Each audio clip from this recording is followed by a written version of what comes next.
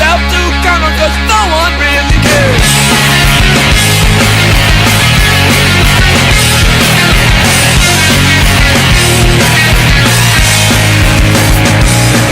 Another rain in the England night, and your winds end with no hope inside. Turn on dust, mellow winds, welcome to the working way. Walking on in the one to call, on your shoulders the hardship falls. Something inside you stirs and you begin to smile.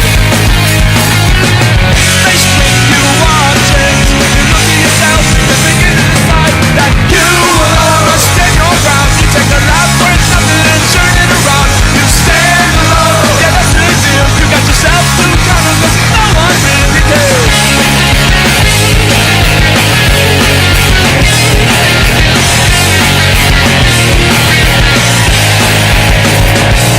On the other side of the coin now hits optimism must find to win this.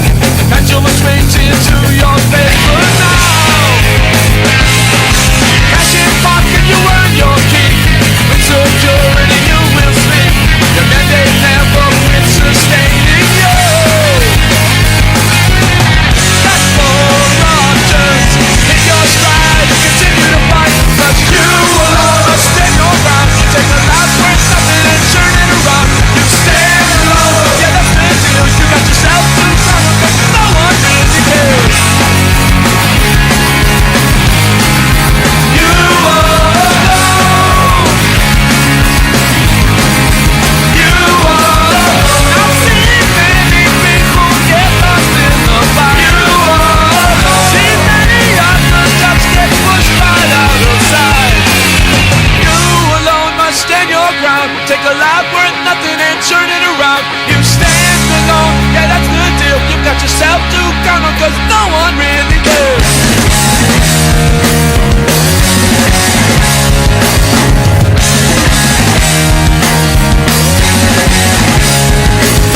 There were others who were not as fortunate as us, taking without warning all over from life to sun. A great highway, sunshine, never forget you. You're listening to Indiana Underground Radio. Please check out our website at www.indianaundergroundradio.com. I'm proud to be an American, where at least I know I'm free. And I won't forget the men who died, who gave that right to me. And I gladly stand up next to you and defend her still today. 'Cause there ain't no doubt I love this land. God bless the USA.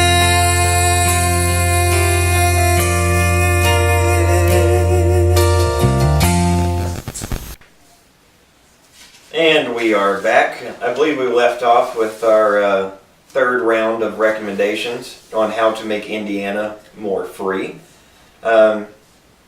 My third big point is Amendment 10 to the Constitution of the United States. It states, quote, "The power is not delegated to the United States by the Constitution, nor prohibited by it to the states, are reserved to the states respectively or to the people." It is my opinion that the Founding Fathers knew America would be a melting pot, Tyler mentioned that earlier, of ethnicities, beliefs, and morals. They knew that excessive legislation would be oppressive to many, and that federal legislation should be kept to a minimum. I also feel that they knew the dangers of a strong and possibly tyrannical centralized power. I have often thought that this great nation, it's entitled United States of America, and not simply United America for a reason. I mean, there's a strong emphasis on the states. A reason, too many people seem to have forgotten. Another important thing to remember here is that no inferior legislation contrary to the Constitution, in my opinion, should be considered valid. An amendment to the Constitution of the United States requires a 2/3 majority in both the House and the Senate and must be ratified by 3/4 of the states. We must also stay true to the Indiana Constitution, or correct any injustice through the proper legal process. It is my opinion that the federal government has bribed its influence into matters which should be left to the states. Common examples are highways and infrastructure, education, agriculture, and sovereign defense. In my opinion, this is blood money. The more money we take from the federal government, the more they weasel in regulation and command influence. There should be a government of the people by the people, not people under the government. Introducing topics to the federal level which do not belong is also a major cause of anger and mistrust. I'm sure you've noticed that many people cannot seem to get along today. With their nasty internet comments and finger pointing. Personally, I do not like to get into left versus right finger pointing too much. To me, it is the application that is flawed. If a state such as California wants to legalize marijuana or abortion, then that's their sovereign right. The Constitution makes no mention of, say, marijuana. If this is decided on a federal level, then California or New York has more representatives in the House, decided by population via the Constitution, Article 1 to be exact. Then California, thus deciding such matters on the federal level and not a state level gives California, for example, undue influence over the citizens of Indiana. Some might argue that not even the state should dictate such matters. Maybe that's true. However, I prefer to fight my wars one battle at a time.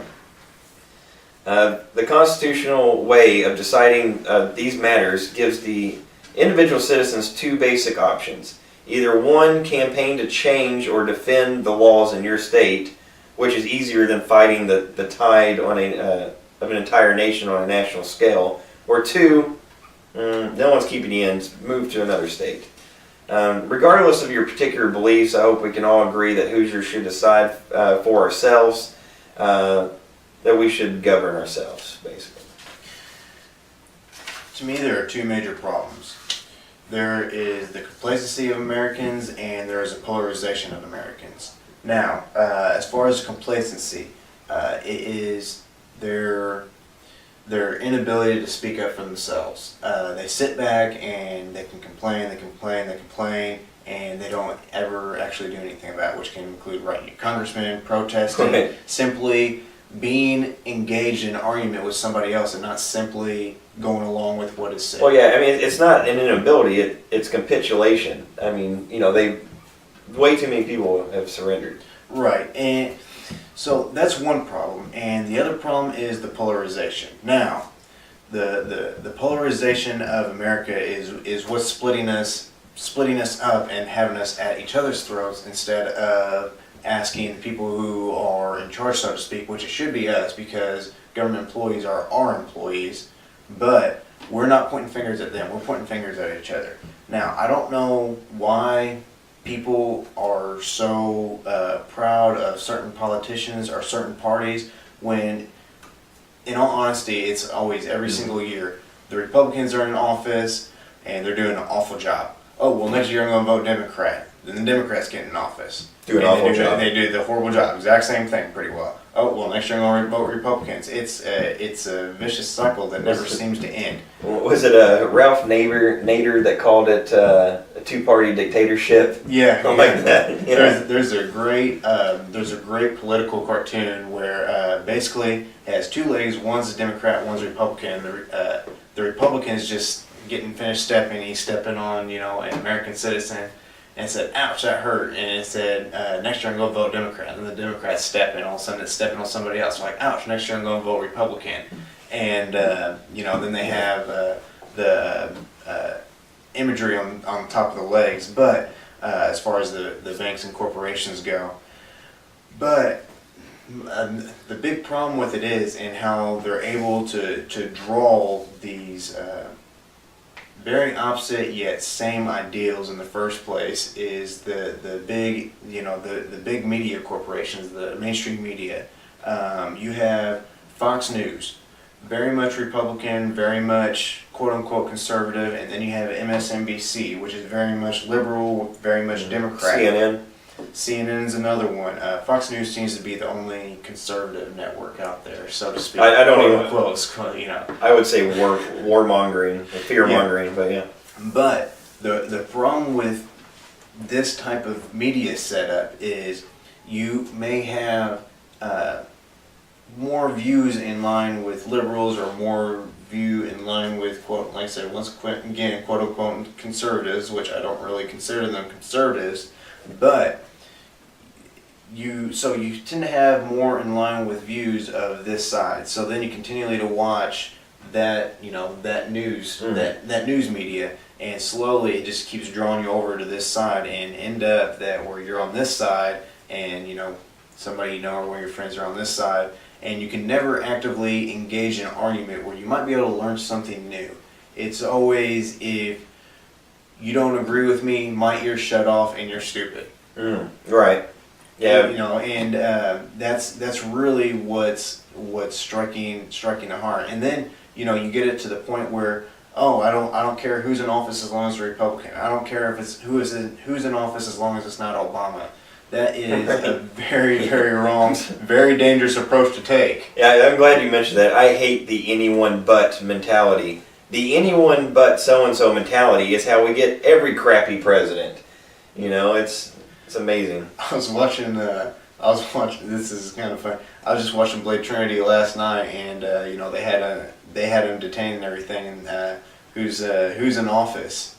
You know, they're asking him to see if he's insane. He's like an asshole. Which has basically been the truth ever since John F. Kennedy. But once again, I don't understand why people don't realize it's been, like I said, this way since JFK. Ronald Reagan, quote unquote, was a you know, they had the Reagan Revolution, which wasn't all that it was made out to be, in my personal opinion. But we haven't had a president that's really been for the people since JFK, and it's been that vicious cycle of next year I'll vote Democrat, next year I'll vote Republican. It's been that way ever since JFK was assassinated, and it is obviously very unfortunate that it's been that way. I would be hard, you know, I'm only 22 years old, so I don't have a whole lot of life experience, but I do know that I never felt like my voice, my opinion, my situation was ever heard in any specific way. It was always somebody trying to dictate to me what to believe, instead of me, like I said, getting my voice out there and getting my opinion out there that somebody might learn from me and I might learn from them. Yeah, it's not that I disagree with you. I was just thinking, you know, this vicious cycle, two-party, I mean, that probably goes back to Lincoln.